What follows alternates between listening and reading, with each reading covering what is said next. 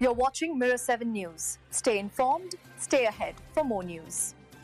Hey everyone, I wanted to share a quick update about a small but noticeable earthquake that happened last night near Kangaroo Island in South Australia. In the early hours of August 13, 2025, around 1:02 a.m. local time, a magnitude 3.6 earthquake struck about 23 kilometers southwest of Wisshanger. It was shallow, occurring at a depth of roughly 10 kilometers, which is about 6 miles below the surface. Although the quake was classified as light, it was definitely felt by residents across different parts of the island, and even some reports came in from nearby towns. People described a range of experiences, from weak vibrations to moderate shaking. For instance, at Vivon Bay, someone using a CPAP machine was woken up when their bed shook, and they described it almost as if someone was shaking them awake. In Newland, a light rumble was enough to wake residents from their sleep, while in Springs Road, Menzies, the quake was compared to the rumbling of distant thunder. Even further afield, in places like Modbury North and Adelaide,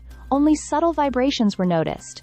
Things like a slight rattling in the air vents or glass cabinets on wooden floors.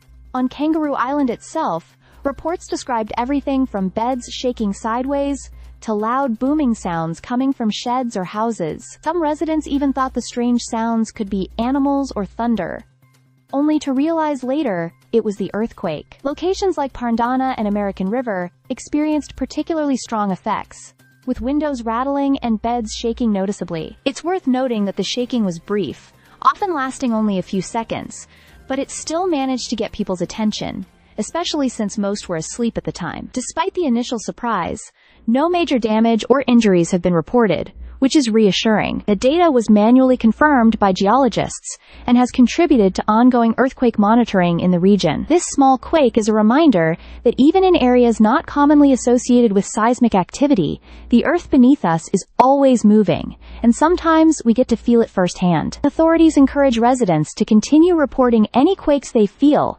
because this data is valuable for seismic hazard analysis and helps scientists improve preparedness for future events. So, while last night's 3.6 quake may have been a minor tremor, it certainly made an impression on those awake at the time, and gave the rest of us a reminder of the subtle power of nature right in our own backyard. If you want, I can also create an even more storytelling version. Stay subscribed for more videos.